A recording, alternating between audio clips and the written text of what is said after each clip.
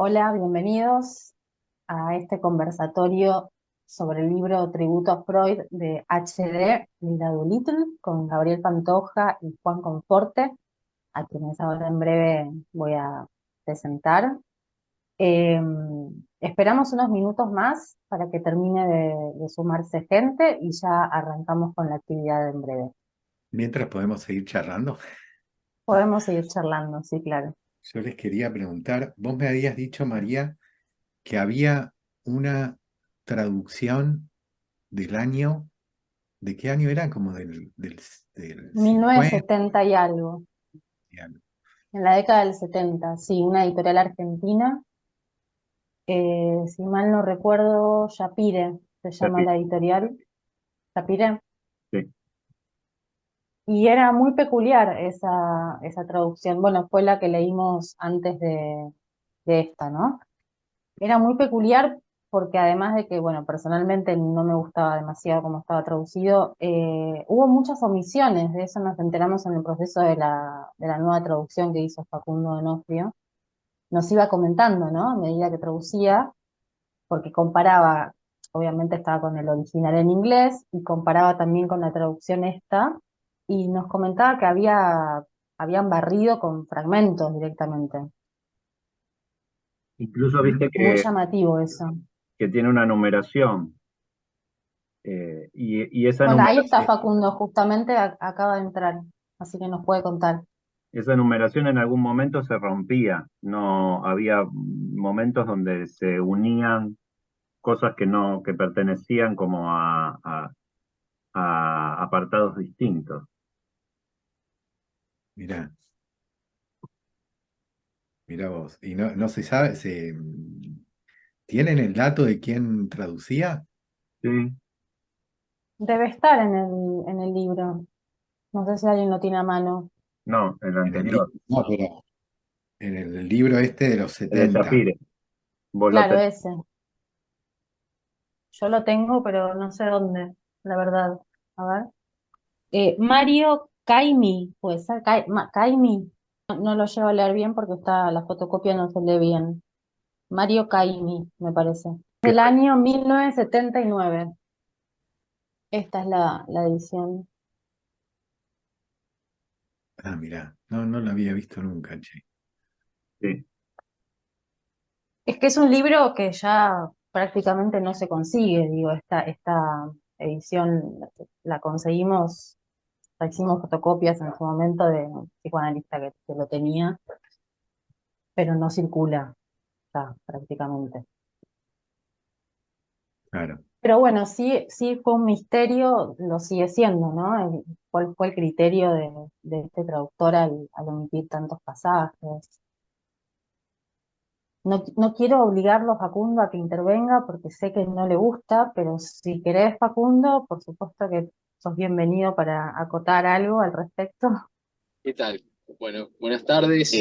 Respecto a lo que estaban hablando, bueno, siempre por supuesto intentando ser respetuoso con el trabajo que se hizo, el trabajo ajeno y cómo las decisiones que tomó el traductor anterior, pero sí es cierto que hay fragmentos que tal vez se volvían más ripiosos, que deliberadamente están quitados.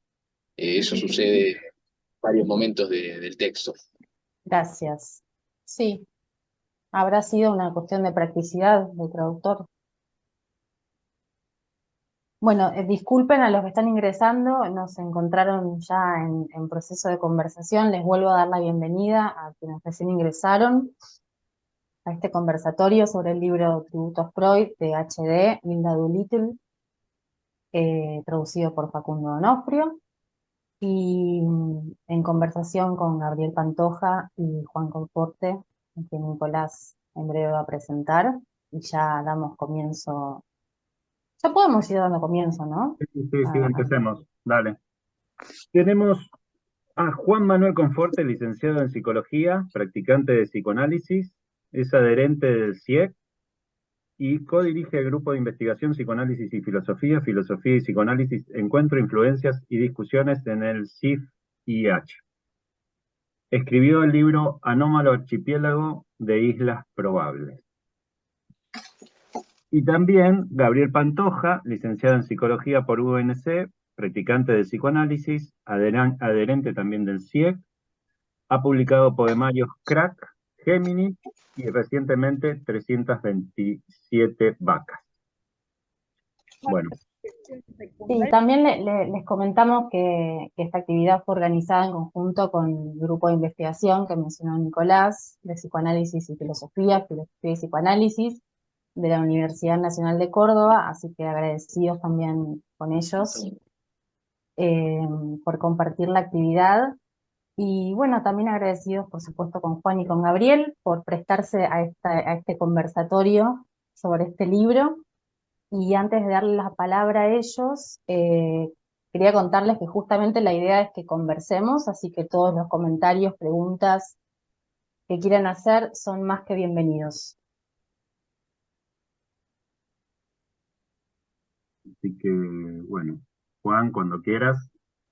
La idea también es esto, como decía María, que se arme una conversación, si quieren, no en el sentido de la interrupción, pero si quieren en el sentido de la conversación, cuando están exponiendo también Gabriel o Juan, dejar algo en el chat, nosotros lo recuperamos y un poco que se arme el diálogo. La idea es poder generar eso, más allá de las exposiciones que vayan haciendo ellos. Y si no, al Sí, final, igualmente, justo antes de comenzar, habíamos hecho un pequeño elogio de la interrupción, así que ambos están predispuestos a eso también.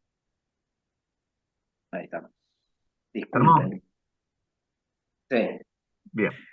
Eh, bueno, empiezo yo, primero agradeciendo la invitación a la actividad eh, y más que nada la invitación a, bueno, a la lectura de este libro, que bueno, para mí tiene una deriva bastante particular, eh, porque en algún momento recibí, en un momento que estaba mucho con las islas, eh, un amigo y una amiga, una pareja amiga, yo contestaba a todo contestaba con una isla, entonces un día para mi cumpleaños cayeron y me dijeron, acá tenés islas, y me regalaron este librito que es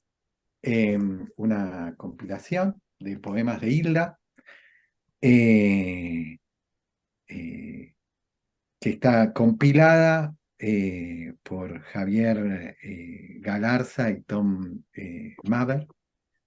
Y bueno, a partir de ese libro la conocí a Hilda y me fui interesando y bueno, llegué al tributo a Freud. Y cuando llegué al tributo a Freud me di con que no estaba, no había, el libro no existía, no llegué a esa traducción de la que hablábamos antes. Sencillamente no llegué a ninguna traducción, entonces me puse a leer partes del libro, me lo descargué en inglés y fui leyendo partes, y desde ahí ya me cautivó, hubo algo del libro que me cautivó.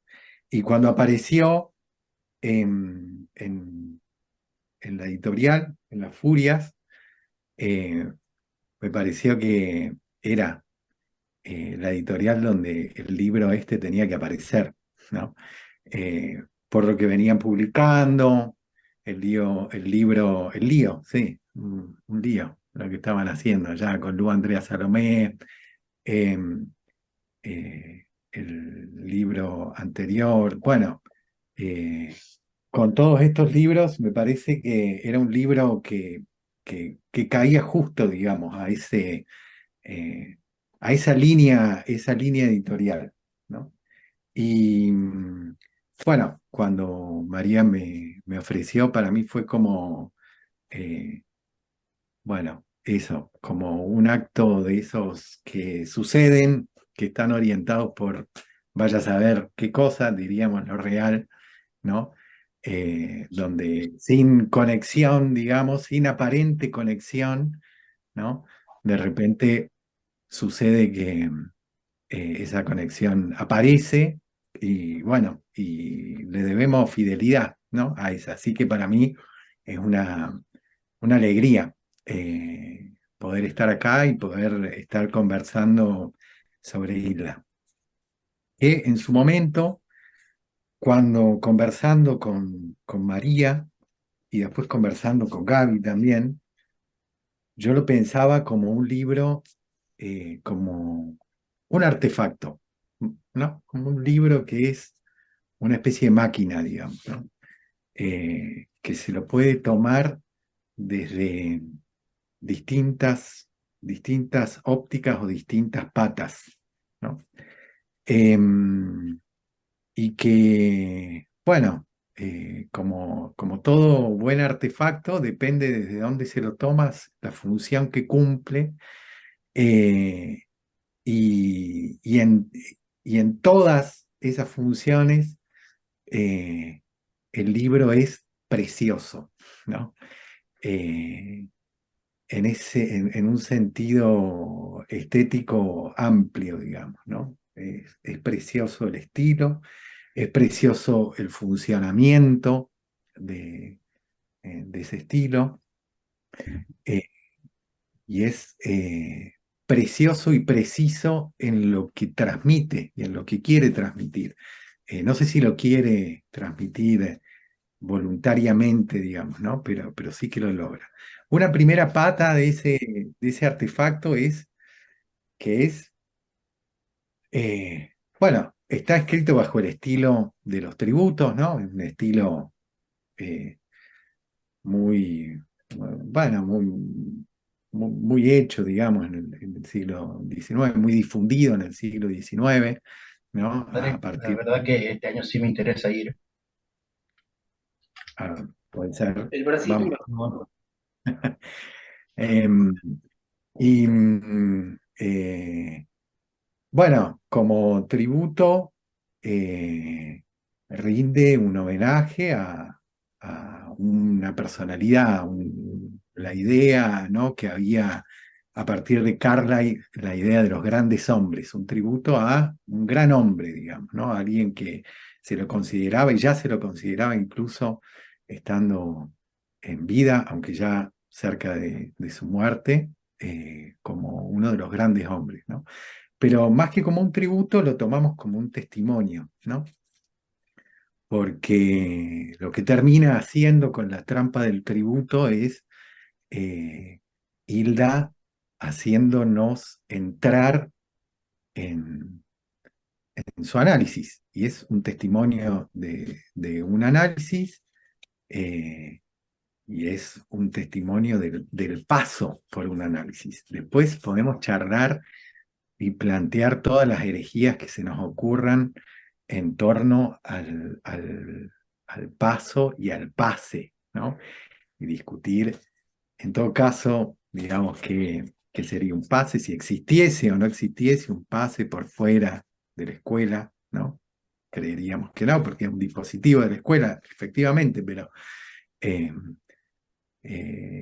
si pudiera existir algo así, como un testimonio de pase por fuera de la institución, me parece que el libro funcionaría. Pero digamos que es el testimonio de un paso eh, por, por un análisis, ¿no?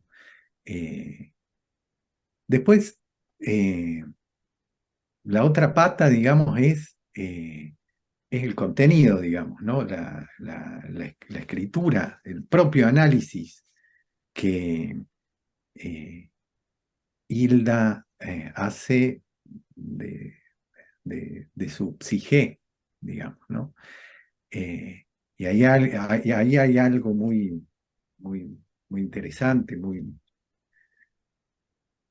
bueno que charlábamos en, en las conversaciones previas. Siempre todo viene de una conversación previa, ¿no? Esto incluso es una conversación previa hacia otra conversación que después tendremos, ¿no? Cuando esta haya terminado, ¿no? En esa conversación previa hablábamos con Gabriel de cómo es la entrada de Hilda al análisis, ¿no? De cómo entra Hilda al análisis y de cómo nos lleva, nosotros la acompañamos a ella, cómo nos lleva a Hilda hasta la puerta de la casa de Freud en Viena y nos hace partícipe de su confusión inicial, ¿no? Confusión, paradoja, algo que le llama la atención, ¿no? La casa de Freud tiene dos puertas, digamos, ¿no?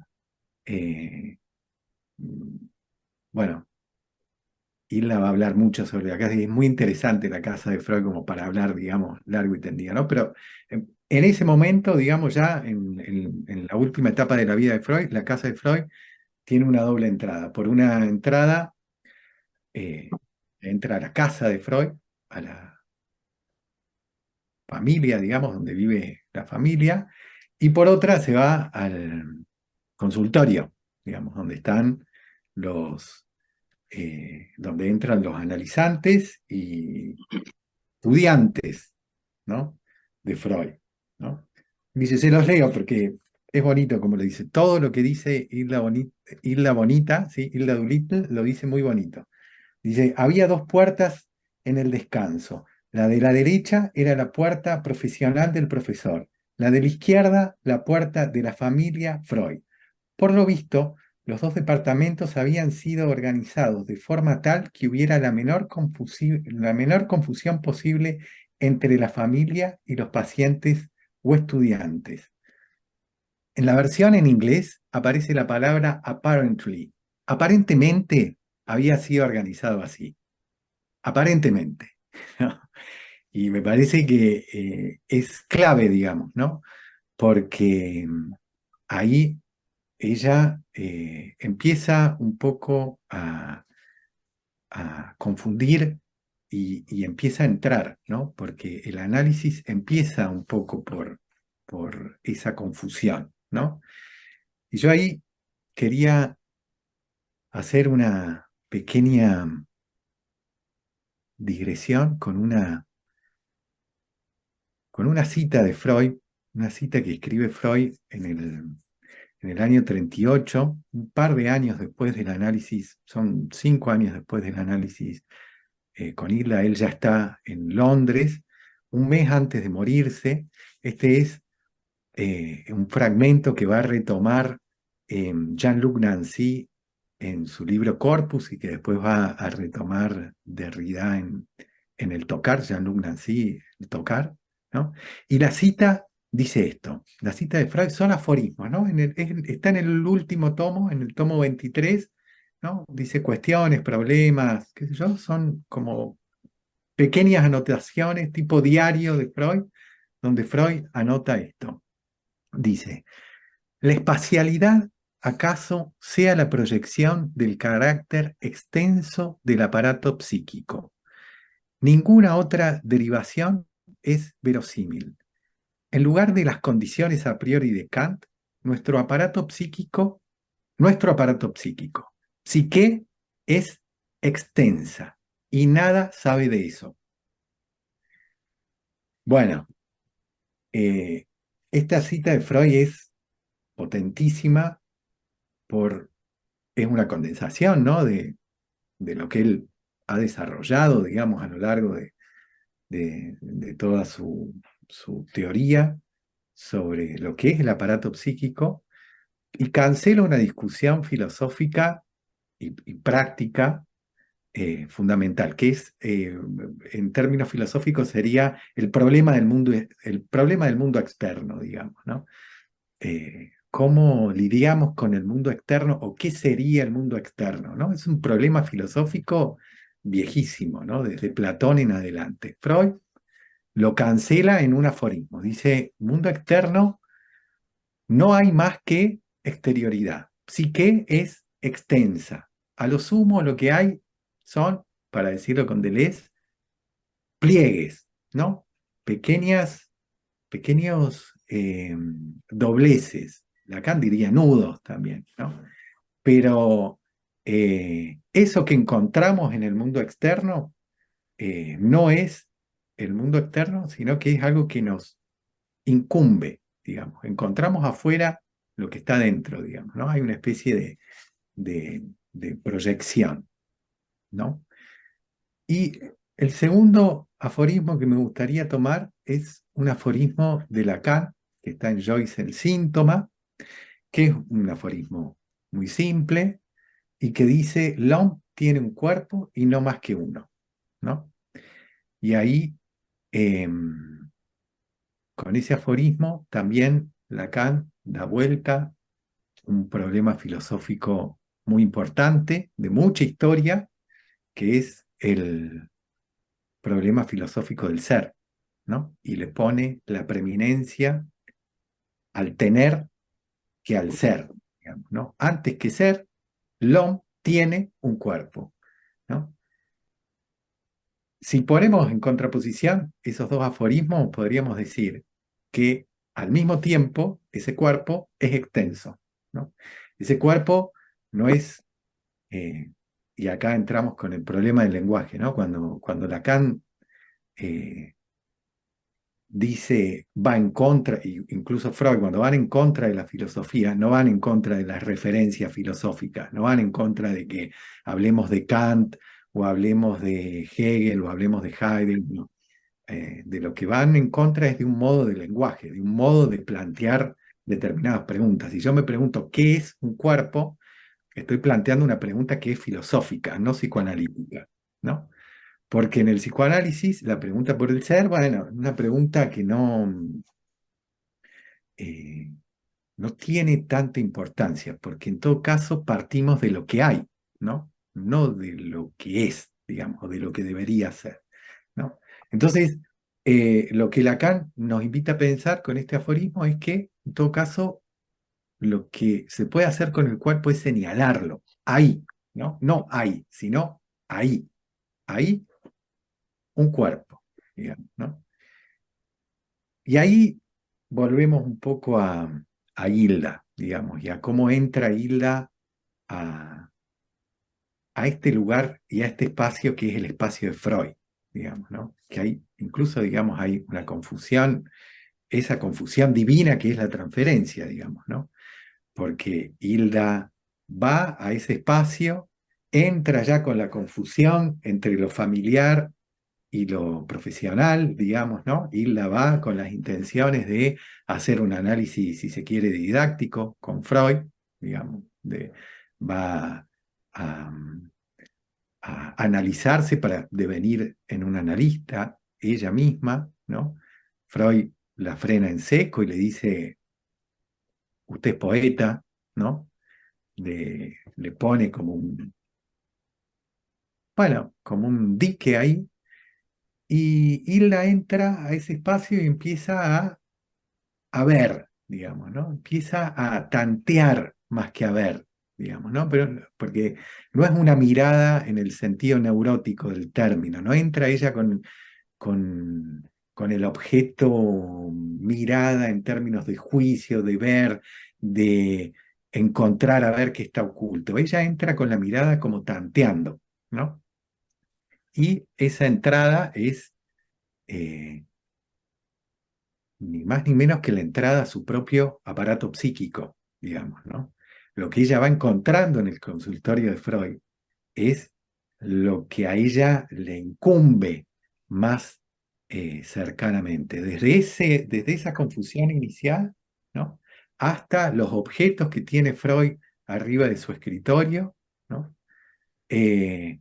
Hasta Freud la hace pasar incluso a otra sala donde él tiene objetos preciosos. Hilda estaba muy interesada por todo lo que fuera egipcio, griego, tenía un interés muy grande, digamos, por las culturas, incluso tenía una teoría que podríamos tildar de heideggeriana, ¿no? Una teoría muy heideggeriana, ¿no? En la cual, digamos, al perder lo griego, hemos perdido mucho, al perder las islas, ¿no?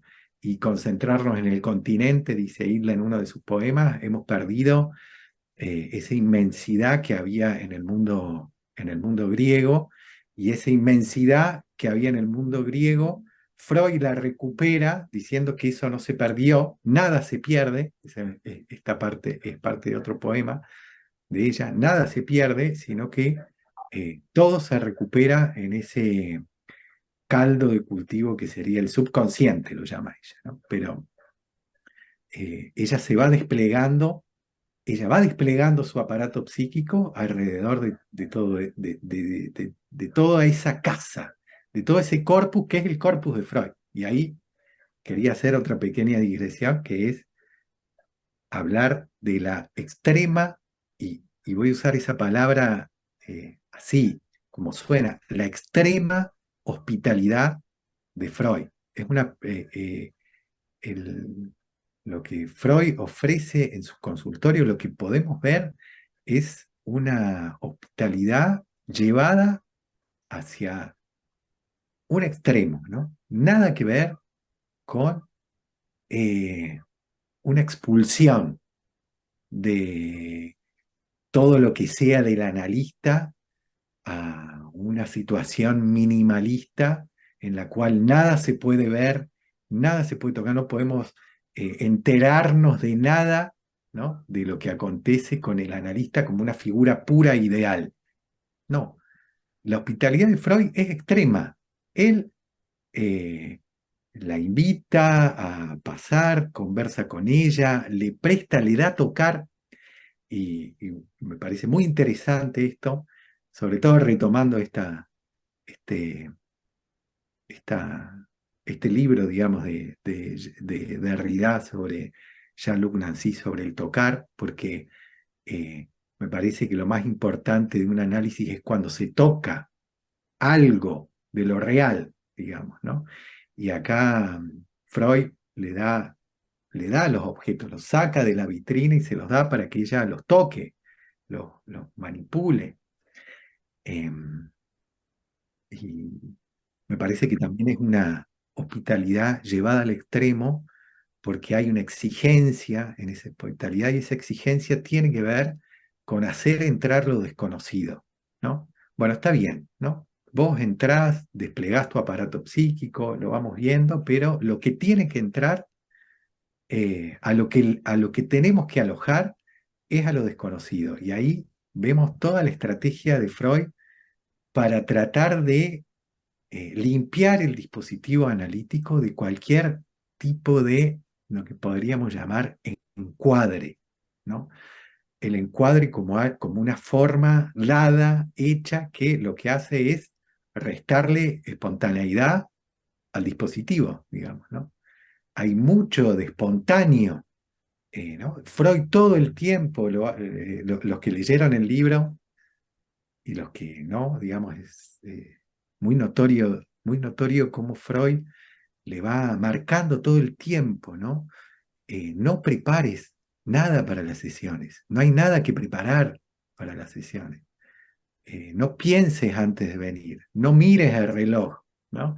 No mires la hora, en un momento mira la hora y le dice, no, no, no, el tiempo lo controlo yo, ¿no? Haz entrar otra temporalidad, digamos, ¿no? El dispositivo está abierto a un extremo de la hospitalidad, eh, para que se pueda dar ese despliegue del aparato psíquico, y a otra temporalidad, ¿no? Que Hilda Doolittle la va a definir así.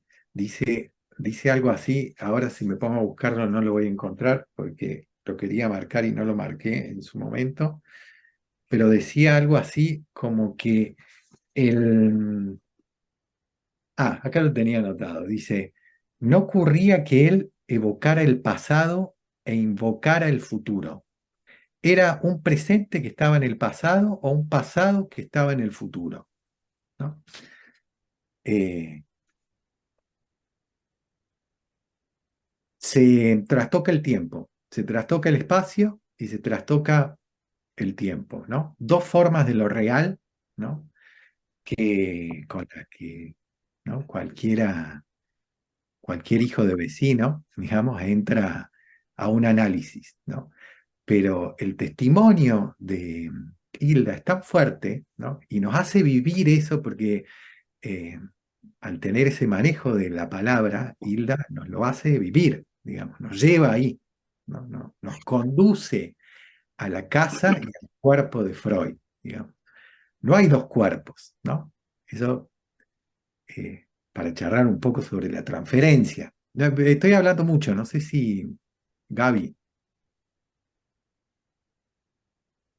No, está bien. Estaba justo atentamente escuchando y me reía también eh, fraternalmente porque se me armó como una viñeta acá hacia el costado y yo estaba pensando, tendríamos que ver los subrayados que hicimos. Hicimos subrayados similares. Las dos citas que vos ya tomaste del libro, las subrayé también yo, exactamente la misma. Y bueno, si querés, digo algunas cositas de lo que fueron para mí impresiones, apreciaciones y continuamos abriendo el juego, ¿no? Eh, para aquellos a quienes les guste la polémica, a lo mejor se lamenten porque estamos muy de acuerdo con Juan. Me queda por ahí entonces hacer algunas acentuaciones, o tal vez, eh, bueno, darle las gracias de que me abra paso, en todo caso para que no acabe diciéndolo todo él, ¿no? Porque eh, podría decirlo todo, está en condiciones, pero como es un juego, me dio el pase. Este, También le quiero dar gracias a las Furias, a Nico y a María Magdalena por la invitación nuevamente. Para mí es un gusto y es una apuesta. Voy a hacer un acto de superstición, así como los músicos lo tienen al duende Pugliese, necesita que bajen el duende para que se inspiren en lo que vayan a hacer con las notas.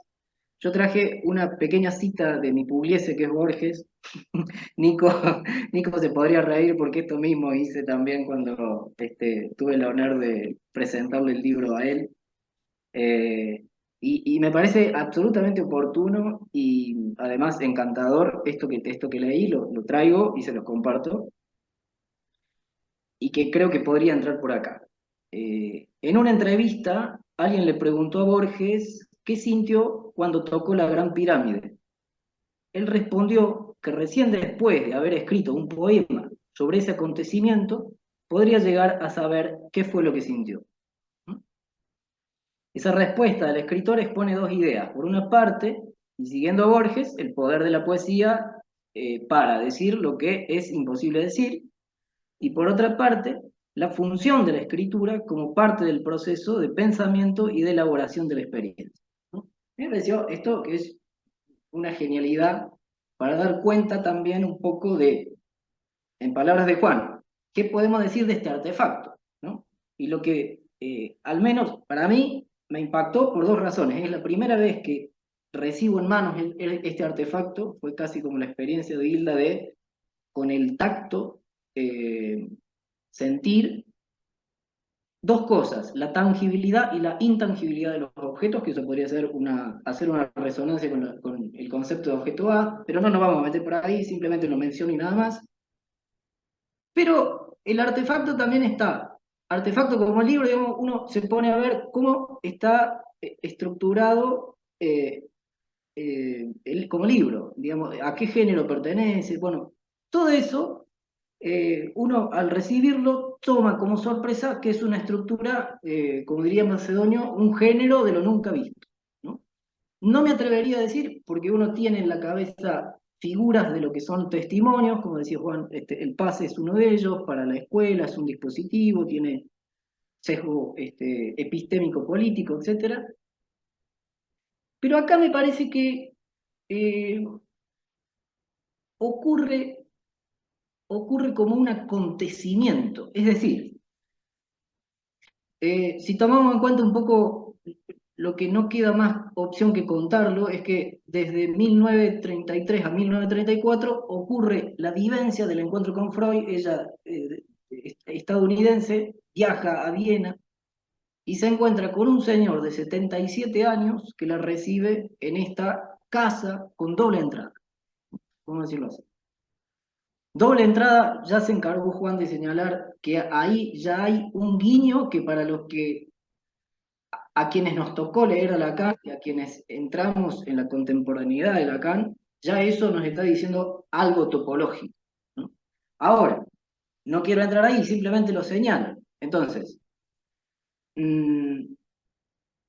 ahí lo que sucede en el periodo de tiempo de un año aproximadamente, y después no sucede más, y la experiencia de escritura son 10 años después, ¿no?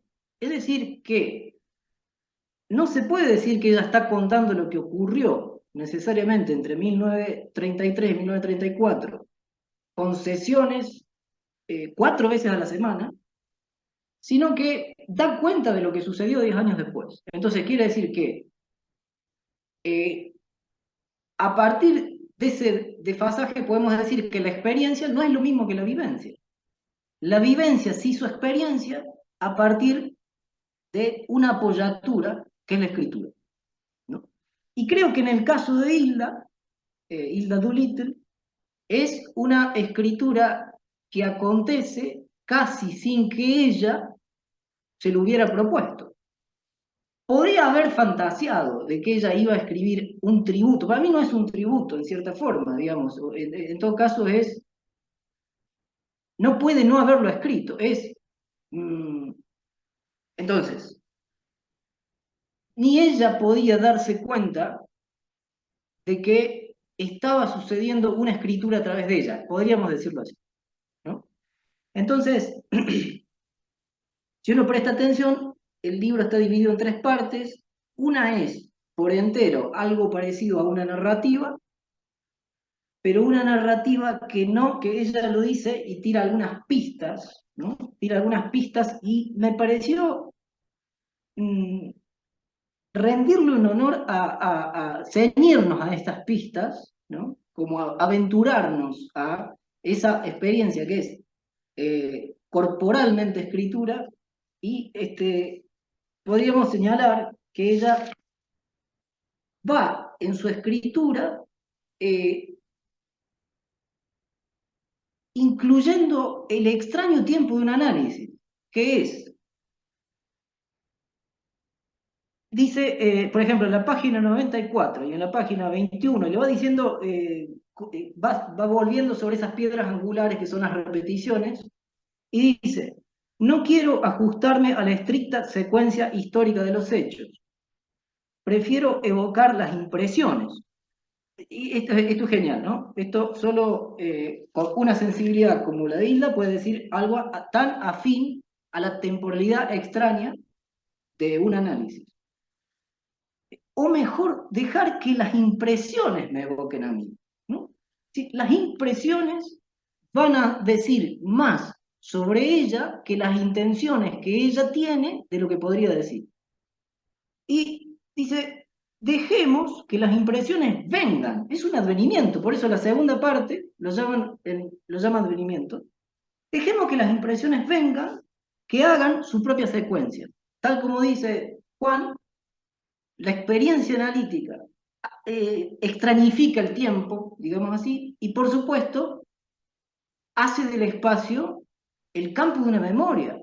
Ahora, escribir con esa temporalidad, podríamos decir, esa es la escritura, y esa escritura es el análisis, ¿no? No quiere decir que ella va a contar lo que le pasó con Freud. Ella va a decir que debido a esas irrupciones, porque hay 2 formas en las que ella hace referencia a irrupciones, una sin duda, bueno, Juan lo dijo bajo este término, que es el término de Hilda, que es la confusión, ¿no? La confusión al mismo tiempo es una fusión.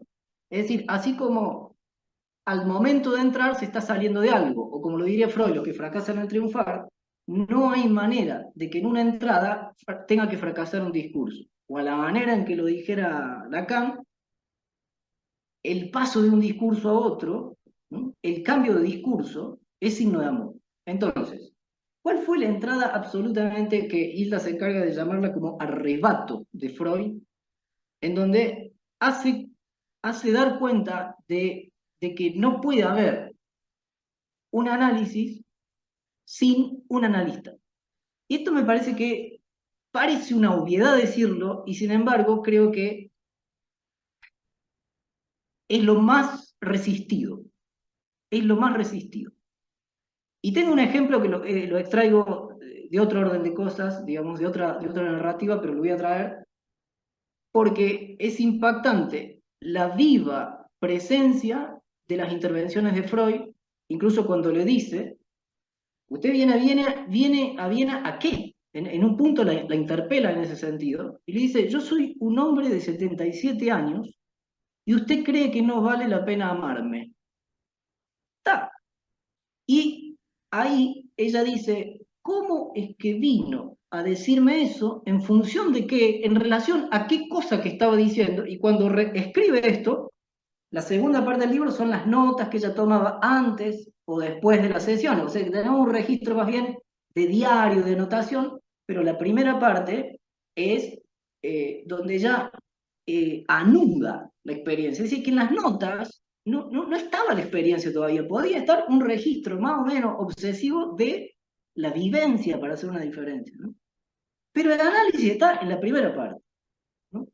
Y el análisis está en esta primera parte porque esta primera parte es la transformación para ella, que es el ingreso al campo moroso.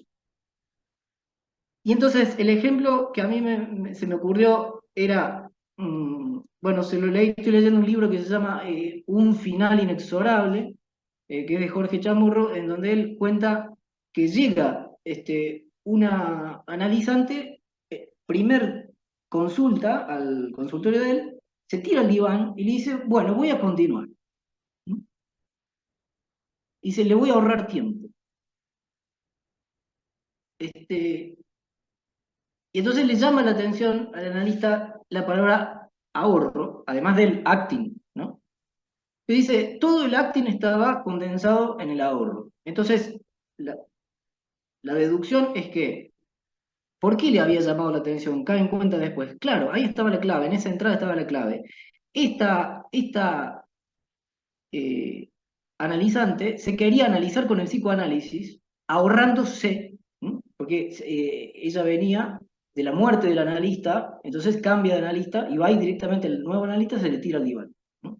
Entonces dice, ella quería analizarse con el psicoanálisis, ahorrándose el analista y ahorrándose el duelo, ¿no? Entonces, tomo esto porque eh, se me iba ocurriendo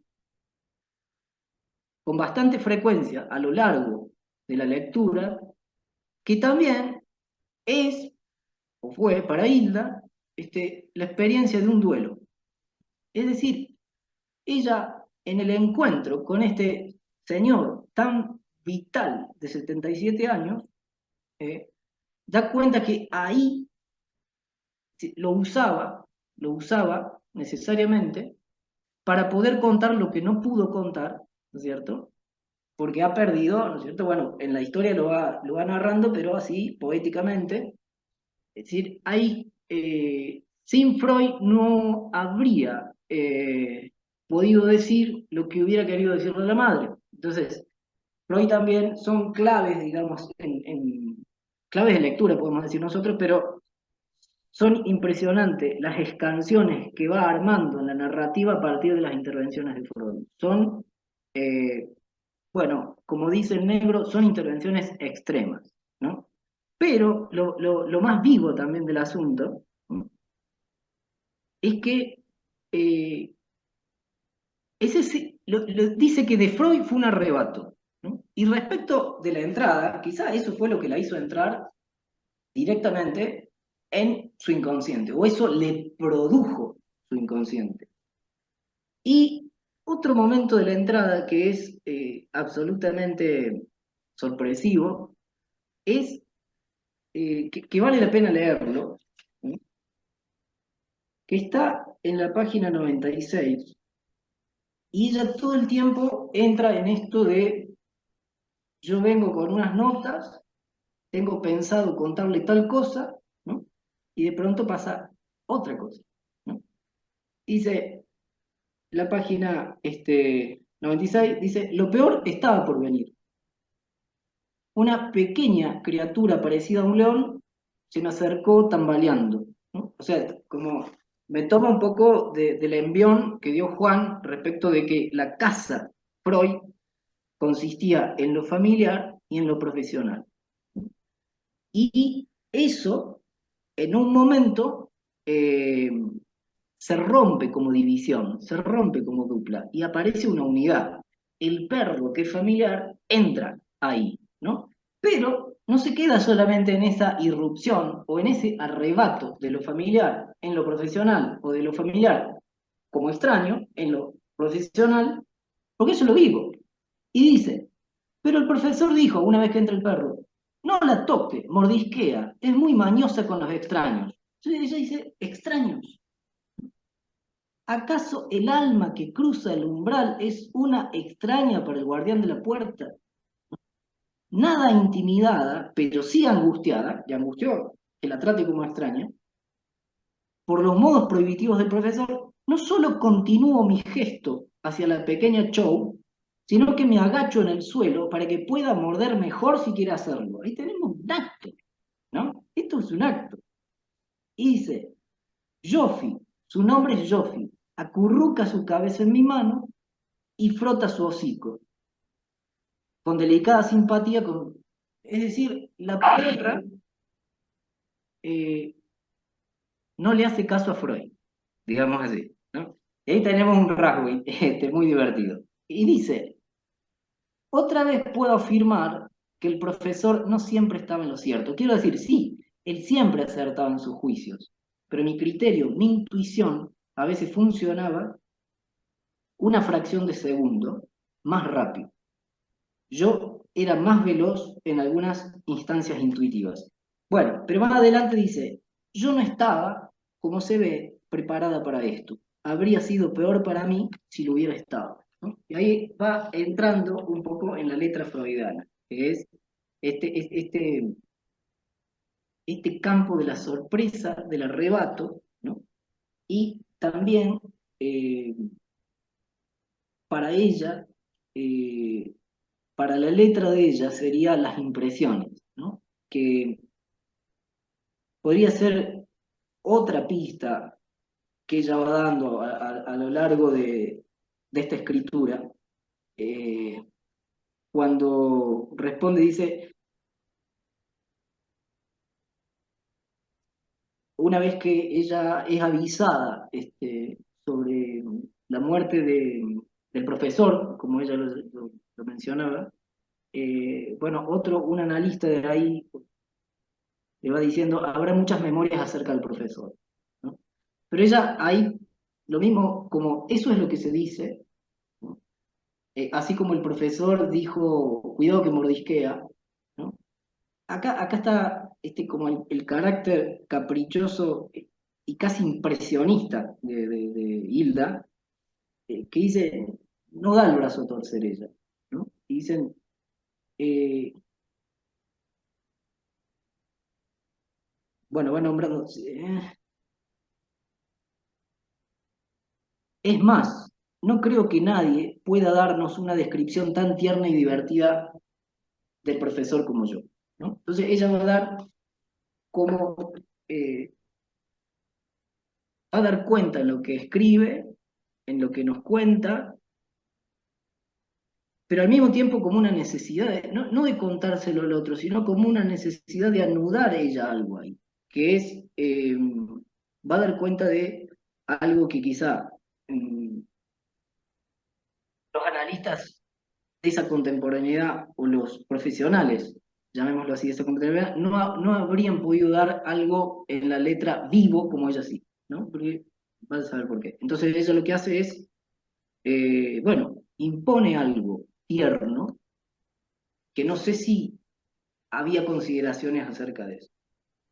Gaby, Sí, bueno, en torno a esto que venís diciendo de la impronta singular que ella le puede llegar a dar, me parece que incluso hay eh,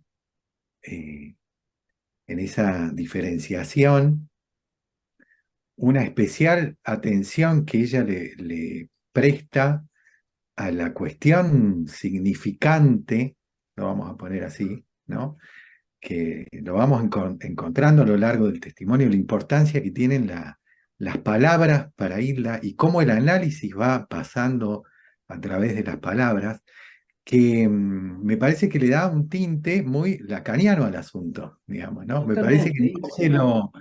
no se lo va a receptar a Freud, porque uno puede ver esto, ¿no? Yo pensaba hoy que en este testimonio uno puede ver perfectamente el método freudiano, ¿no? ¿Cuál es el método freudiano? Em, análisis análisis de la resistencia, interpretación de la transferencia, ¿no? Avanza sobre eso, Freud, ¿no? Ve dónde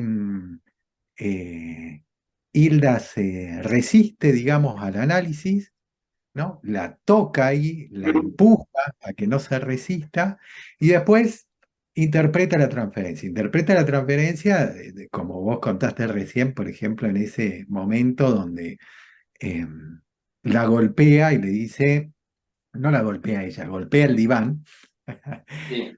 pero en algún punto es un golpe, es un despertar, ¿no? Porque interpretar la transferencia supondría, como dice Miquel Basols, supondría una paradoja, digamos, ¿no? Porque interpretar la transferencia, ¿no? En todo esto que venimos hablando, lo que está anulado es la intersubjetividad, no hay de un lado para el otro, digamos, ¿no? Sino es el acontecimiento, el aparecer.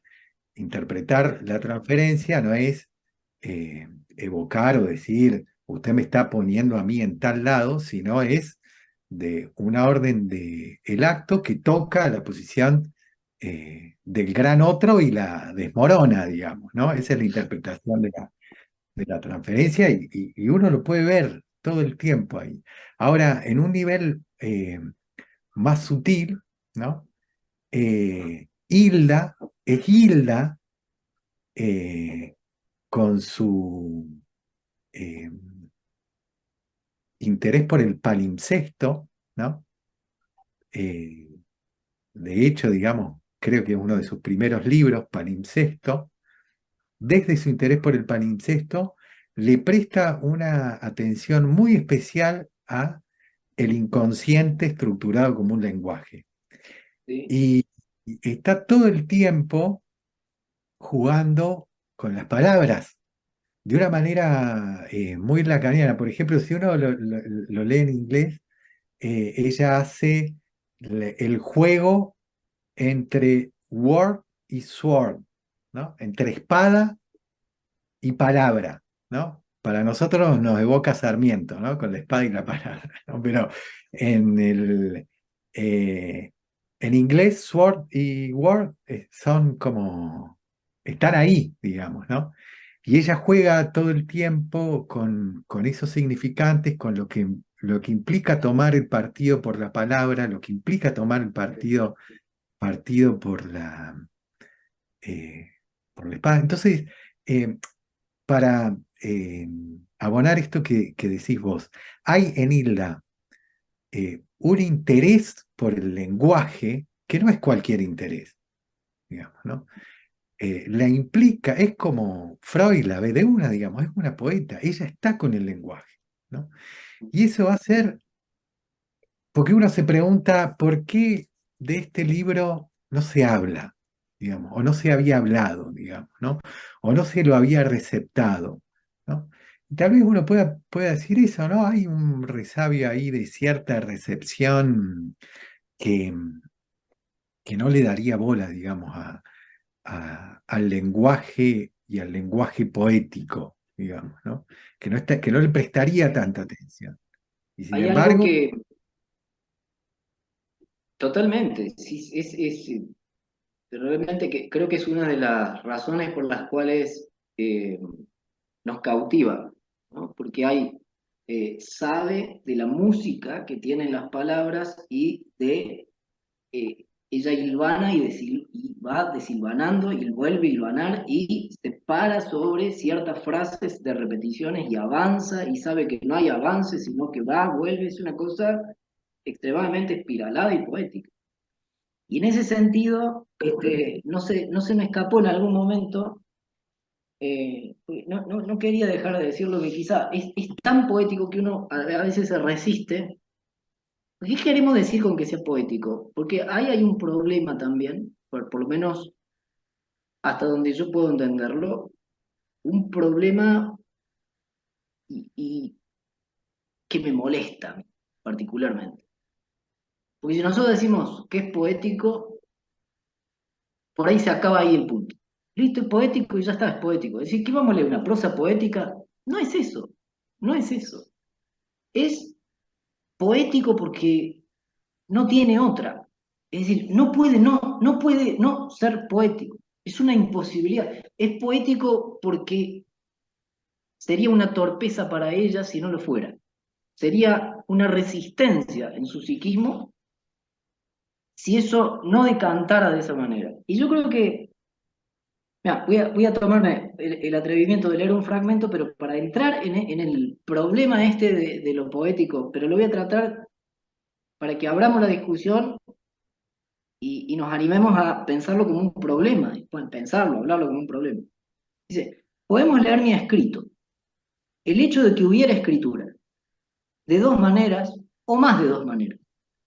¿Cómo ella va intuyendo cómo se la puede leer y cómo el lector puede resistir la lectura de su escritura? ¿No? Ella dice, va intuyendo que va a haber un problema. Me van a creer una enamorada, me van a creer una boluda o una hipnotizada, ¿no? Y entonces yo le voy a rendir un tributo a Freud. Bueno, además hay una cuestión también de la editorial acá y de reponer este libro en un momento coyuntural, histórico, político, en donde tenemos la fantasía de cancelación de la obra freudiana ¿no es cierto? En la facultad de la UBA, ¿no? Entonces, por razones también coyunturales, digamos, ¿no? Culturales, coyunturales y que nos transforma y nos atraviesa a todos. Y ahí está, no está de más decir que este libro, ofrecido en esta coyuntura, en este momento de la sensibilidad cultural, idiomática también, está diciendo, Freud se dispuso de forma extrema, no sé si no fue el primero, en escuchar a las mujeres.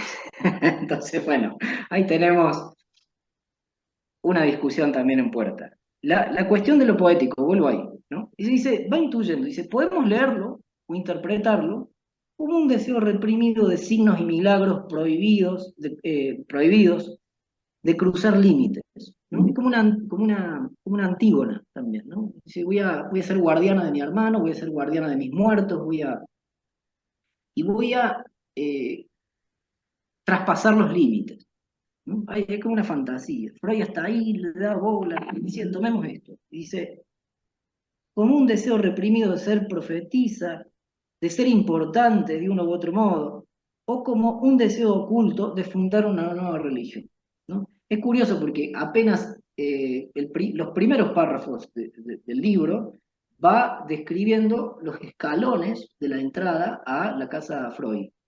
Y, y después hay toda una escritura que ella la va a llamar escrito sobre la pared, ¿m? Que tal vez nosotros lo podríamos pensar como la escritura desde el síntoma.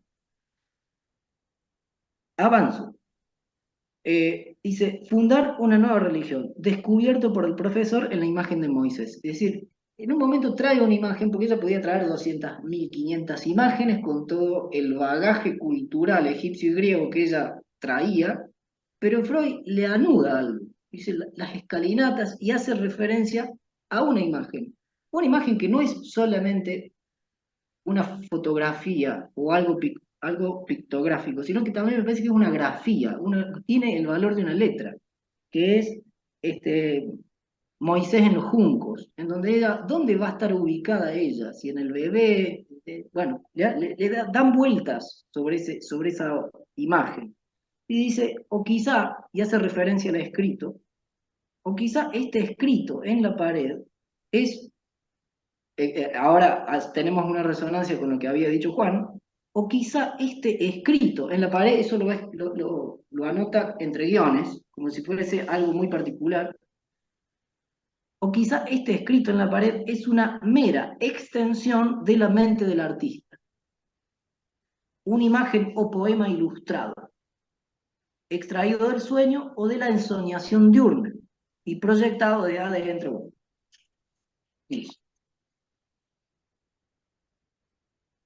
Dice, bueno, un pensamiento freak, ¿no?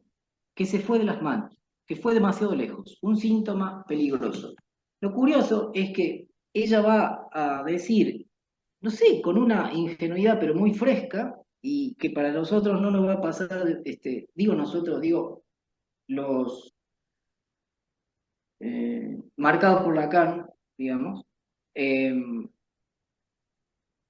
cuando dice al síntoma lo hace corresponder con una inspiración. Síntoma o inspiración. Así, ¿no? Y ahí tenemos un Lacan, un Lacan con Joyce, ¿no es cierto? Y entonces ella ahí va construyendo, al parecer, escritura mediante, incluso escritura para ella es escrito en la pared, eh, su propio enjambre, término que está en el seminario 3 de la psicosis Lacan, perdón, y después lo retoma en el seminario 23. Vamos, que en un momento dice algo que es un zumbido pictórico. Mientras hablaba con la amiga que la había llevado a Grecia, dice respecto, porque va siempre rodeando este escrito en la pared, ¿no? Que me parece que ahí ella está, si nosotros lo pensáramos en la dimensión clínica, podríamos pensar que ahí tenemos un síntoma, ¿no? Pero no lo, digamos, lo que hace que, no, que este libro no quede reducido a un caso, o sea, excede al caso. Y me parece que nos interesa también, porque se puede notar cómo el síntoma es el punto de apoyo y la causa de su inspiración. Y acá a mí me hizo acordar con esta imagen que puede ser poética, pero en realidad también puede ser muy conceptual y muy práctica, que es un zumbido pictórico para entender que a lo mejor, en términos de Lacan, porque nos gusta y somos sensibles a Lacan, nada más que por eso, eh, que es el concepto significante, y que eso, por lo menos a mí, me gusta mucho pensarlo como muy transformador. Cuando leí hace unos años un texto de Miller bastante extraño que se llama De la sorpresa del enigma, explica como todo de nuevo lo que es el significante, no da por sentado nada, y arma una imagen de un hombre caminando en una playa que ve un montículo de piedras, eh, y del montículo una de las piedras se destaca con alguna clase de fosforescencia. Y dice que esa fosforescencia es el significante, que es, no quiere decir nada, pero hay un empuje de que porque se destaca, hay un empuje de que eso quiere decir. Solamente eso, ¿no? Entonces me parece que ese sería el significante, como algo que no se entiende, no se sabe qué quiere decir, pero se sabe que quiere decir algo.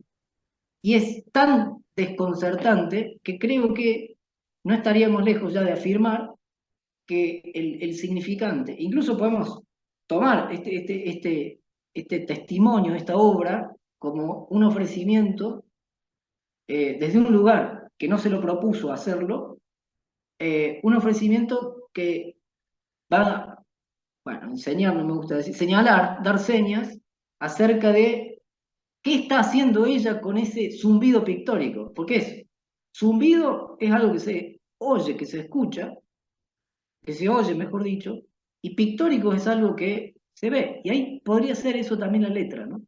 O el significante, en términos de eso que no es que está o que se puede leer, sino que acontece, ¿no? O sea que tenemos también un poeta ensayista de Córdoba que se llama Silvio Mattoni, que habló de, de tres poetas y los menciona como los hablados por algo, y yo me atrevo a parafrasear eso y decir los tocados por algo.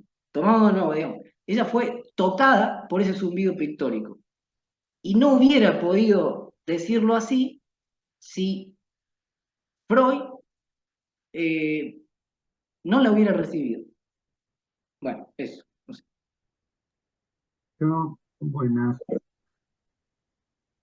La verdad que me gustaría como, frente a lo que fueron diciendo, comentar un par de cosas para seguir el diálogo, porque es muy potente lo que fueron abriendo, pero quiero como recuperar dos cosas. Juan había dicho, frente a esto de cómo se encontró con Hilda y demás, dijo una frase muy hermosa, dijo que es una conexión que aparece y le debemos fidelidad. Y yo me preguntaba, ¿no? ¿Qué pasa con el lenguaje? ¿Qué pasa con este libro? ¿Qué pasa si se lo quiere llevar a la idea de un caso o no se lo lleva a la idea de un caso? ¿Qué pasa con la enseñanza que este libro nos propone? ¿Cómo se lo lee? ¿Qué lugar tiene este libro para abordarlos a los otros cuando es un testimonio tan íntimo? ¿Qué valentía en este testimonio tan íntimo? ¿Cómo es que pensó, si es que lo pensó, alojar a los otros, a los lectores? Pero el punto es este de la fidelidad. Y me parece que vos, Gabriel, lo destacaste, y por eso no sé si lo voy a poder decir bien, pero es como los psicoanalistas le debemos fidelidad al inconsciente y a lo que se elabore con el lenguaje. Los poetas le deben fidelidad al inconsciente y a lo que se elabore con el lenguaje. Hay una diferencia en esa fidelidad. Pero decir que algo es poético parece que para los psicoanalistas pone un punto. Este testimonio es poético, punto. ¿No? Y como que de repente la fidelidad no es la misma. Yo sé que Freud cuando le dice poeta, le está diciendo poeta, pero a la vez le está diciendo mi fidelidad es otra. Mi fidelidad es otra. Lo que pasa es que no sé si como el perro ese podemos habitar los dos lugares. Pero sí sé que gracias a que Juan trae el libro de poesía, que vos también sos poeta, que María es poeta, o sea, que hay algo de esto que se puede empezar a decir, desde Hilda, que es poeta, pero también desde esto que en La Furia se nombra como escrituras singulares, como la necesidad de un decir poético, pero no un decir poético punto, sino como si Hilda no se hacía cargo de decirlo de esa manera, vos decías ser una torpeza. Lo dice de esa manera, pero los psicoanalistas, ¿hacemos lo de Freud? ¿La alojamos y nos separamos? ¿Usted es poeta, yo soy psicoanalista? ¿O qué hacemos con eso? Este es el punto crucial, me parece como importantísimo, porque hay muchos psicoanalistas que leen el testimonio con cierta como extranjería, ¿no? Como la poeta, pero está diciendo el psicoanálisis Hilda Dolittle, no está diciendo poesía, está diciendo la experiencia del psicoanálisis como muchos psicoanalistas no lo dijeron. Entonces, ahí es donde se me arma como un poco la cosa. Mm. O sea, que pensaba y un poco eh, planteaba esa pregunta de si es un testimonio de pase o es el testimonio de un paso por el análisis. Bueno, uno podría entender el pase de varias maneras, digamos, ¿no? Bueno, hay un texto de Miller que dice que para Freud el pase era encontrarse con la roca de la castración y que una vez que se encontraba uno con la roca de la castración, había algo que ya no se podía analizar más. Bueno, el análisis se terminaba y uno devenía con eso analista. Y después dice, bueno, para Lacan, en todo caso, el fin de un análisis implica, el final de un análisis implica un final lógico y no biológico, ¿no? Porque esta roca de la castración tendría que ver con algo biológico, digamos, ¿no? Bueno, en definitiva, todos nos vamos a morir y punto. Habría que aceptar eso, aceptar esa roca y seguir con la vida. No, bueno, acá dice hay un, la posibilidad, digamos, de un fin de análisis que sea un fin de análisis lógico, ¿no? Y uno de, bueno, va a ir planteando varias, ¿no? La caída del gran otro, el atravesamiento del fantasma, bueno, todas las que ya sabemos, y la final, digamos, es lo que rescataba recién Gaby, digamos, ¿no? Que es el síntoma, digamos, ¿no? La posibilidad de anudarse a partir de una escritura, digamos, poética, anudar algo, elaborar algo, ¿no? Y dejar testimonio de eso, digamos, ¿no? Y yo pensaba si el pase de Hilda, no, por supuesto que el pase de Hilda no es haber escrito esto, ni siquiera eh, el haberlo publicado, sí que nosotros lo leamos ahora, digamos, ¿no? Es decir, que nosotros estemos ahora, a partir de que ustedes lo publicaron de vuelta, estemos leyendo a Isla, es porque hacemos pasar algo de eso que vos decís, Nico, que es es, que Hilda tiene algo que enseñarle al psicoanálisis, que tiene que ver con ese tratamiento que ella hace, un tratamiento singularísimo que ella hace de esas alucinaciones, lo vamos a poner entre comillas, Gaby no lo quiso decir, lo digo yo. Gaby no quiso decir esas alucinaciones que ella proyecta contra la pared y a las cuales les empieza a dar vuelta, digamos, ¿no? Y empieza a ver eh, grafías en eso, una escritura en eso, ¿no? Freud la advierte, le dice, ese es un síntoma peligroso, ¿no? No la quiere llevar a eso, digamos, no va a ser el, el análisis freudiano, digamos, ¿no? Porque para Freud ahí hay un punto a esquivar, no un punto a desarrollar. Y es sobre lo que Isla construye su poética, ¿no? A ver, mientras Isla escribe este tributo a Freud, ella lo escribe 10 años después, en el 43, 44 y 45, escribe su obra poética más importante, que es la trilogía, cuyo primer libro, el primer libro de la trilogía, se llama, perdón, pero lo voy a tener que buscar. ¿Se acuerdan ustedes cómo se llama? No, Las paredes no se caen. El primer libro de Hilda se llama Las paredes no se caen. Es decir, Bueno, es, pero además está esta cuestión, ¿no? Que pared es anagrama de padre. sí, sí, es el muro también, ¿no? Es el amuro, ¿no? Sí. Es el lugar donde se escribe. Entonces, sí, por supuesto que como analista nos incumbe y tiene mucho para decir. Hilda, muy actual, incluso con esto que decía también Gaby, ¿no?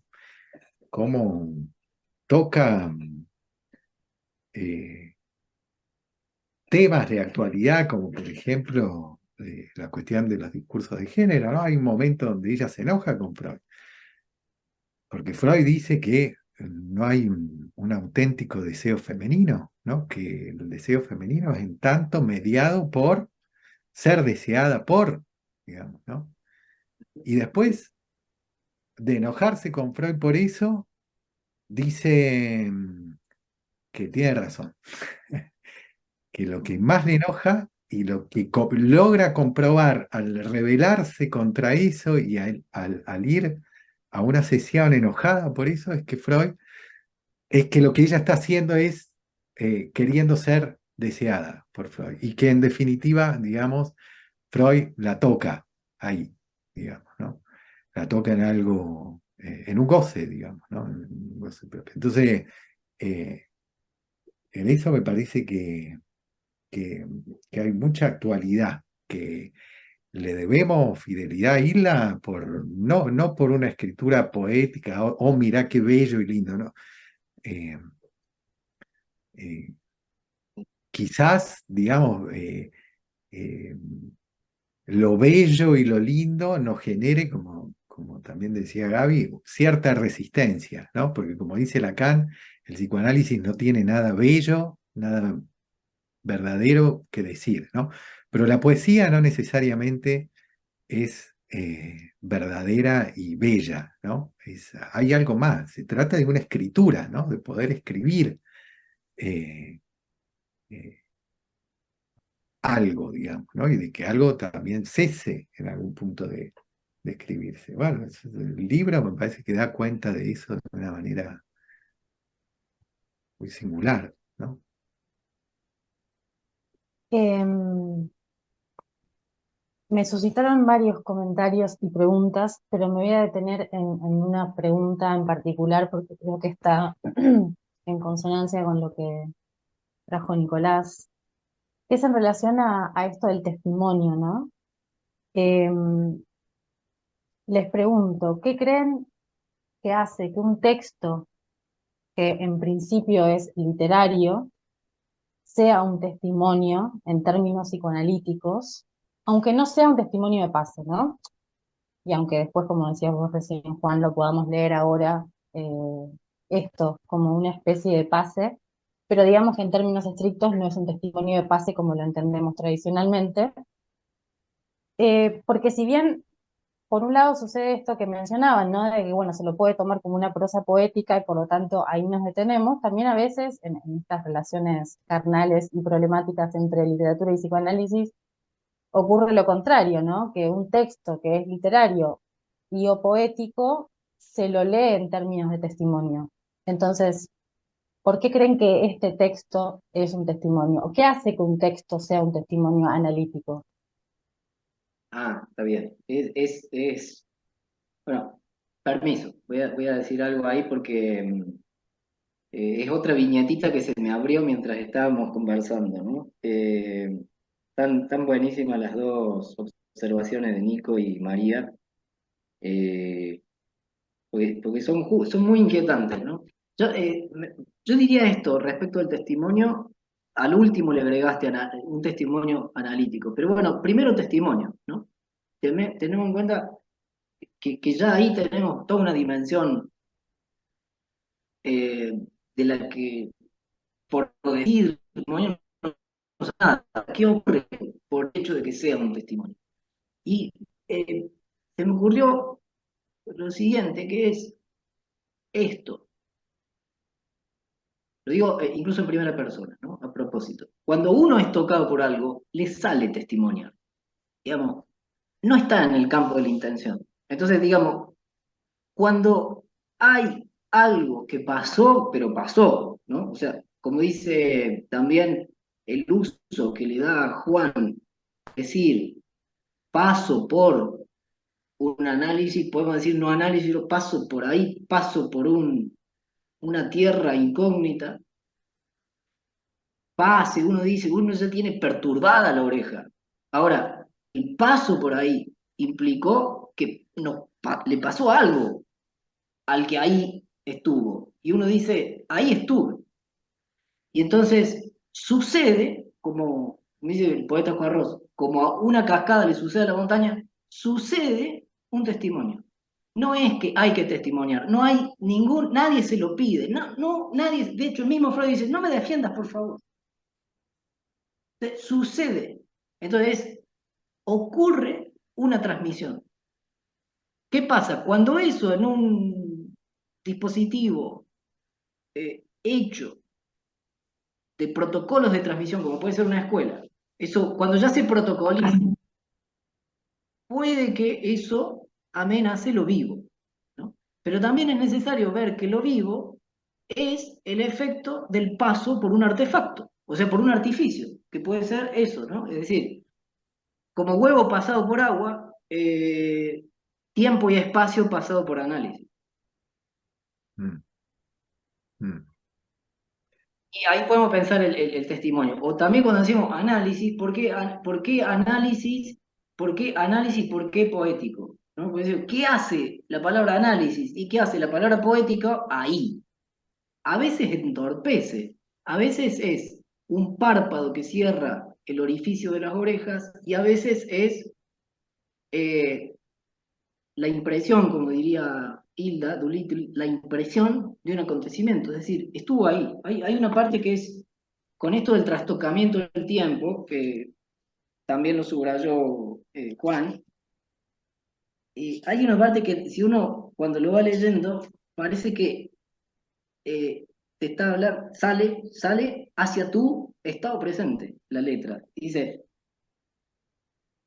y anuda los tres tiempos, dice. Allí estoy sentada sobre el antiguo sofá victoriano en la habitación del hotel de la isla griega. Y aquí estoy reclinada en el diván del consultorio del profesor. Allí, aquí, ¿no? Y aquí estoy reclinada en el diván del consultorio del profesor, diciéndole esto, ¿no? Aquí otra vez estoy yo, 10 años después, sentada frente al escritorio de mi propio. Hace una continuidad entre el escritor y el profesor, ahí se mezclan los tiempos, ¿no? Y ahí tenemos la experiencia, ¿no? Mm. Parece que, ¡ay, qué poética, qué loca! No, no, es que es así. No sé. Me parece también que la maestría de Hilda, digamos que, porque ella también es parte de un engaño, digamos, ¿no? Ella quiere escribir un tributo, ¿no?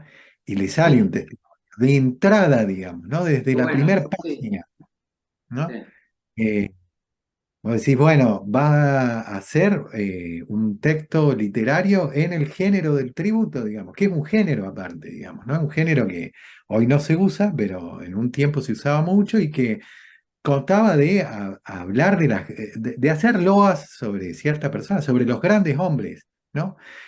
Y lo que ella hace es, desde la primera página, es agarrarnos de la mano y llevarnos a la casa de Freud. Y sí. dijeron, bueno, yo viví esto, ¿no? Quiero que me acompañen a la casa de Freud, que vean cómo es la entrada, ¿no? Tiene por supuesto, eh, no cualquiera podría hacerlo de la forma, por supuesto, ¿no? No cualquiera podría hacerlo de la forma que lo hace Hilda, ¿no? Que además todo el tiempo el mismo Freud le está diciendo como parte de su análisis es qué bello que usted lo dice, ¿no? Cada vez que ella cuenta algo, o muchas veces que ella cuenta algo, Freud la frena y le dice qué bello que lo dice. Seguramente es mucho más, él le marca, le remarca, digamos, ¿no? El estilo como un estilo bello y cómo él se embeleza, digamos, escuchando ese estilo, ese estilo, estilo oral, digamos, en ese momento, ¿no? Pero hay algo de la maestría de Hilda en eso que no se separa, digamos, ¿no? Del testimonio. Ella usa eso para testimoniar. Otros no, digamos, otros no tendrán esa habilidad, digamos, ¿no? Para convertir. A ver, lo podríamos poner así, digamos, ¿no? Tu pregunta es, ¿qué hace que este texto literario sea tomado como, o este texto que es literario sea tomado como un testimonio? Y también está la otra, digamos, ¿no? ¿Por qué ciertos testimonios son tomados como eh, textos literarios, ¿no? Uno agarra la obra de Primo Levi, por ejemplo, que es una obra muy dura, que es un testimonio y que al mismo tiempo es un texto literario, porque lo que hace Primo Levi es armar y armarse él a partir de su relato, bueno, una historia, un relato, digamos, ¿no? Como para sostenerse, ¿no? Entonces, no todos van a tener, me parece, la habilidad ¿no? Pero de poder eh, escribir literariamente, ¿no? Pero por ahí las cosas se juntan, digamos, ¿no? Por ahí se Claro. juntan. El caso de Hilda me parece que se junta. Claro, también está esta otra variante que mencionaba, ¿no? Cuando un texto literario es leído como un testimonio. Digo, en el caso de Hilda, me parece que lo que hace la diferencia es que efectivamente ella pasa por la experiencia de un análisis y es de lo que da cuenta en este testimonio. Pero a veces los textos literarios que se leen en esa clave no tienen esta condición, ¿no? No, no, no necesariamente. Bueno, alguien que quiera comentar, participar, como dijimos al principio, son bienvenidos, bienvenidas.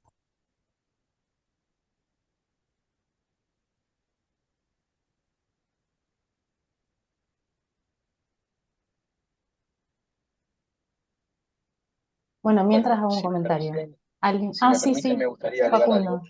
Sí, Sí, claro.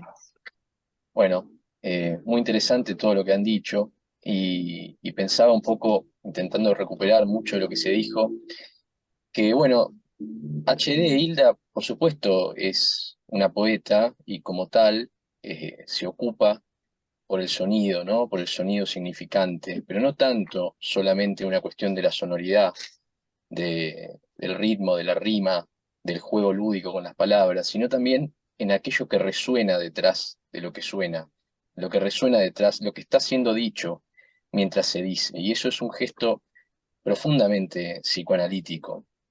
Entonces, a mí me divierte, claro, cuando nos detenemos en las intervenciones de Freud, porque a todos quienes nos interesa el psicoanálisis o practicamos el psicoanálisis, nos da curiosidad ver cómo Freud ejercía la función analista.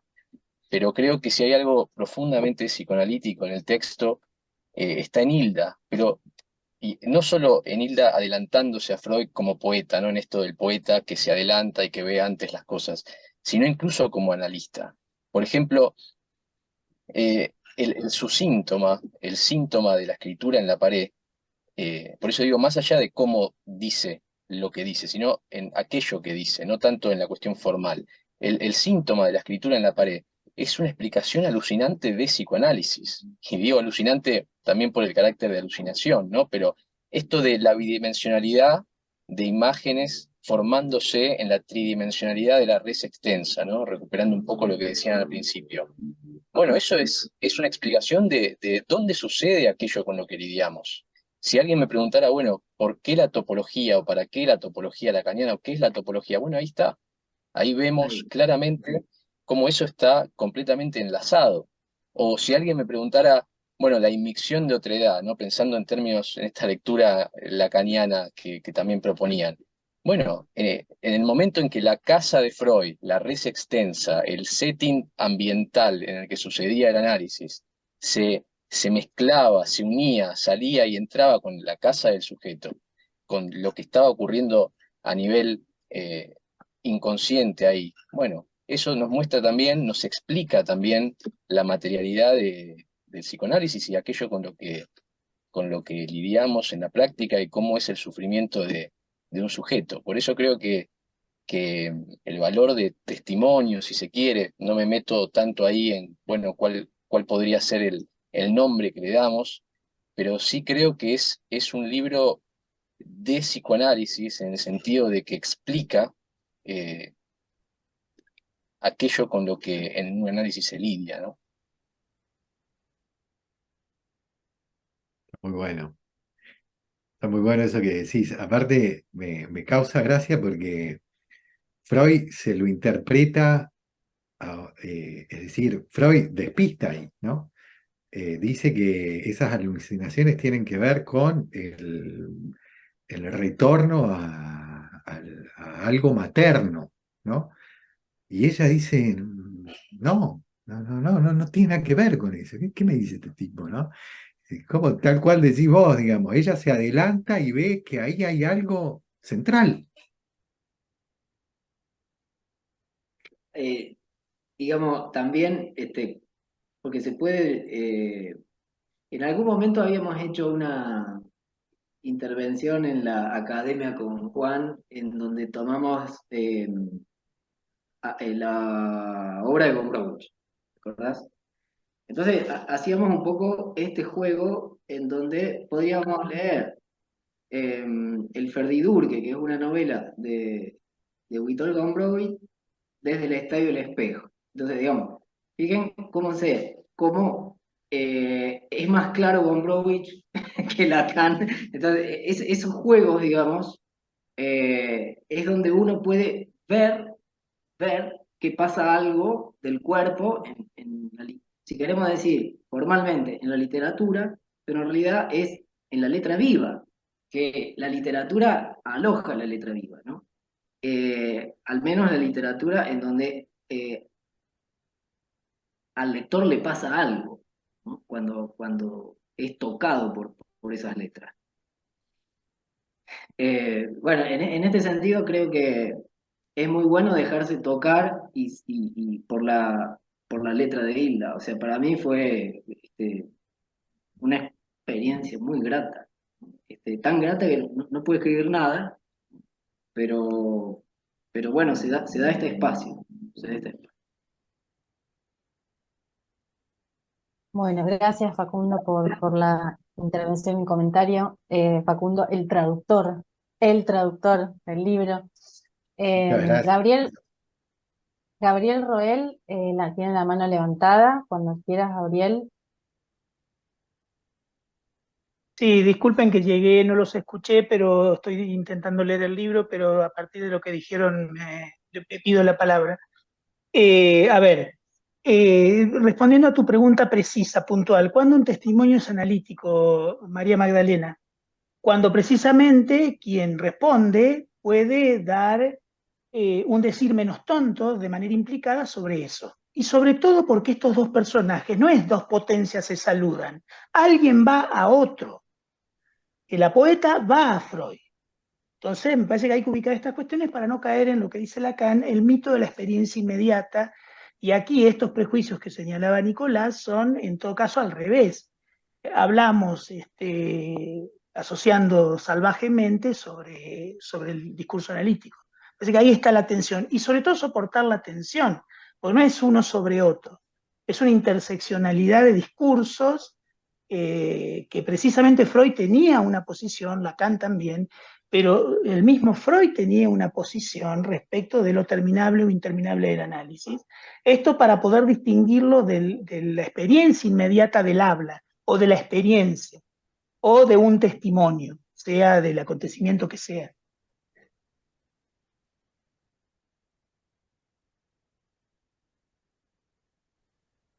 Gracias, Gabriel.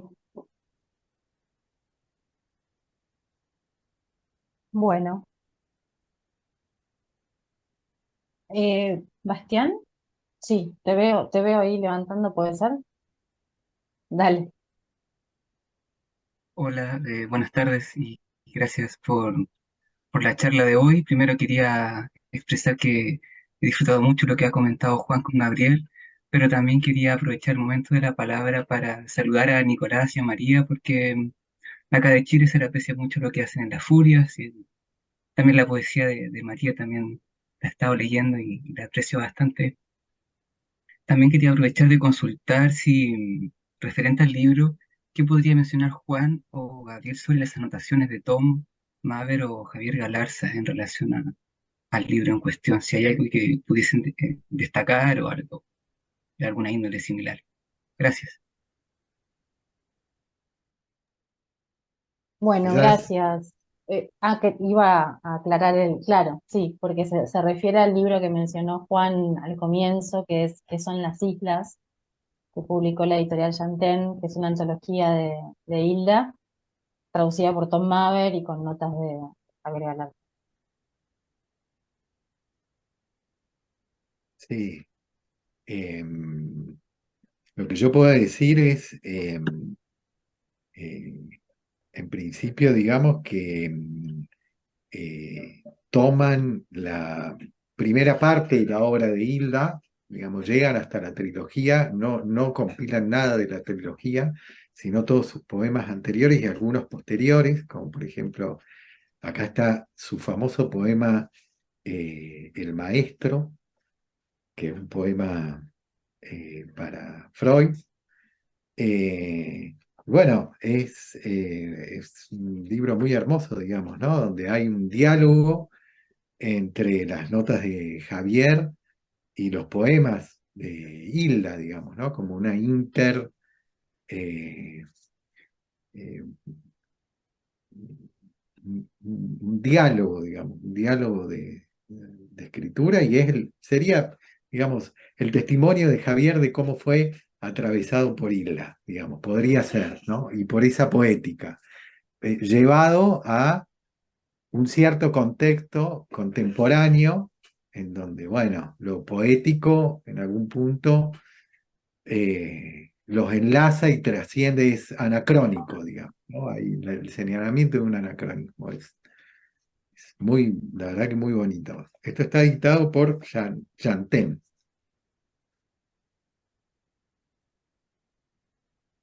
Bueno, haciendo eco de la pregunta de Bastian, voy a recuperar de vuelta la frase de Juan. Esa conexión que aparece y le debemos fidelidad.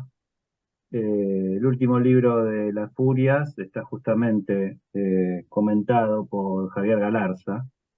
Entonces Javier vuelve a aparecer tras Hilda Dolittle, de la mano de Hilda Dolittle y de la mano de Las Furias.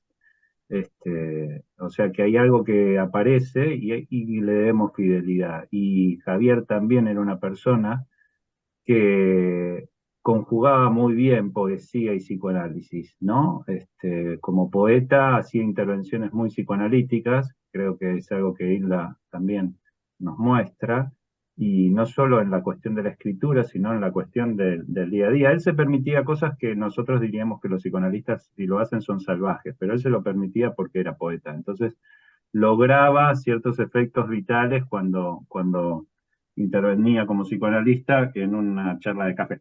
Así que gracias, Bastián, por traerlo esto, y además de que ese libro también refiere al libro de Juan, y entonces todas esas conexiones que son inabordables, le debemos fidelidad. Tal vez debemos Y fidelidad. que, Sí, perdón. No, que además cuando le doy el libro a Juan, estábamos en la presentación de un libro de una poeta isleña que escribe en ese poemario que te estaba presentando sobre su vida en la isla, ¿no? Entonces, bueno, eran islas por doquier. Muy loco, sí. Nautilus, ¿no? El libro se llamaba así. Sí, sí. acá hay una Bueno, pregunta. acá hay un Sí. comentario, ¿Lo sí, lees vos? dale. Léelo. María José dice, querides, no tengo posibilidad de hablar, pero la pregunta de Magdalena es mi apellido, esta aclaración que hago todo el tiempo. La pregunta de Magdalena me deja pensando mucho. No leí el libro, pero sus comentarios me hacen escuchar un testimonio de HD de su encuentro con su real y que no podía hacerlo mejor al ser poeta. No podría haberlo hecho de otro modo, y eso nos enseña como psicoanalistas. Gracias, María José. Algo que quiero destacar y que tal vez esas conexiones ahora se me ocurre que a las que le debemos fidelidad, es que HD, se pone HD, firma HD, destaca las letras y hace una intervención sobre su nombre. Y esto es algo que los psicoanalistas podríamos nombrar y podríamos como teorizar mucho o llevar a la práctica y bla, bla, bla. Pero HD no llega a eso sola. Y por eso también Freud. Y por eso también los otros poetas. Ella llega porque ella escucha tanto las intervenciones de Freud como las intervenciones de otros poetas. Y eso es lo que tiene también el artista, que se deja enseñar, no es que el artista no le enseña al psicoanalista, hay otros poetas, ella dialoga con otros escritores y poetas, y por eso también toma decisiones sobre su propia escritura, su propia vida, su propia forma de soportar el lenguaje, incluso su nombre. Y eso es algo que me parece que es una enseñanza que el psicoanálisis todavía no aprendió, que siempre es como el paciente y el analista, el paciente y el analista. No, hay una contemporaneidad. Esto que está pasando ahora, Juan y Gabriel dialogando, hay una enseñanza que se puede brindar entre los contemporáneos que incluye lo que uno puede hacer cuando escribe. Yo no escribo solo sobre psicoanálisis, sino que escribo leyéndolo a Juan, leyéndolo a Gabriel, leyéndolo a Miguel, leyéndolo a Javier Galarza, ¿no? y eso en los artistas está mucho más presente, mucho más sobre la mesa que en los psicoanalistas, que parece que la referencia no es así horizontal, sino que hay que ir hacia arriba, mirar un poquito hacia, no sé, ciertos popes. Me parece que el artista en ese sentido lo hace en acto, se pone a proponer ciertas lógicas de escritura porque lee, se deja imbuir, se deja en ese devenir con los otros artistas que se acompaña. Y me parece que el psicoanálisis también está pasando algo de esto, por lo menos a mí me lo dio cuenta este conversatorio, que está pasando y yo lo festejo que ustedes puedan dialogar de esa manera y que en esa manera se note que ¿no? Se están nutriendo unos de otros, y no porque yo leía a Miller o no leía a Miller, sino porque se leen entre ustedes en la conversación que se da.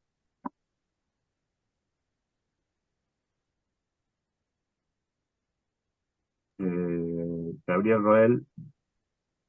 No, concuerdo con lo que dices, Nicolás, pero a cuenta de que no hay que homologar deseo del analista ni suponerlo, cuando decimos lo somos, con el universal y tampoco con el ideal de escritor o con el nombre de escritor. La experiencia del psicoanálisis es un dejarse hablar, se consciente o no. Yo creo que Joyce no hubiera podido dejarse hablar. Imposible. Lo que pasa acá es una operación de forzamiento. Lacan, pero no así Hilda. Hilda se deja hablar. Precisamente ahí está el valor de la transferencia, es el único sujeto de ese dispositivo con Freud. El tributo es una cosa posterior, que ya sí pertenece a un testimonio literario, cultural, etc. Y otro problema mayor, agrego, el discurso universitario o el discurso del saber, que a veces no son lo mismo, pero no sabemos quién es peor. El engreído que habla porque no soporta a los universitarios o el saber universitario que cree que se la creyó. Advierten esto, entonces me parece muy interesante porque aquí estamos todos concernidos por algo ligado a la experiencia de la literatura o de la poesía o tocados por la palabra, más allá de estos problemas que tampoco porque generalmente me parece que somos muy prejuiciosos. Por eso digo que esto sirve para que uno se deje hablar.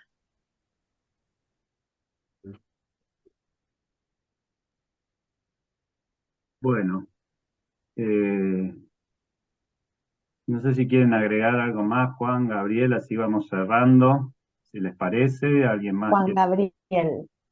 Juan Gabriel. Juan Gabriel, ¿no? Bien, Perdón, vengo escuchando cada vez que dicen Juan Gabriel. bien, bien. Lo queremos a Juan Gabriel también. Ya armamos un tercero, ¿viste? Ya está. El trípode de Hilda. Bien, bien. No, Tributo Juan Gabriel. podemos armar esa banda. Yo no canto, pero puedo tocar algo. Nada, agradecerles a ustedes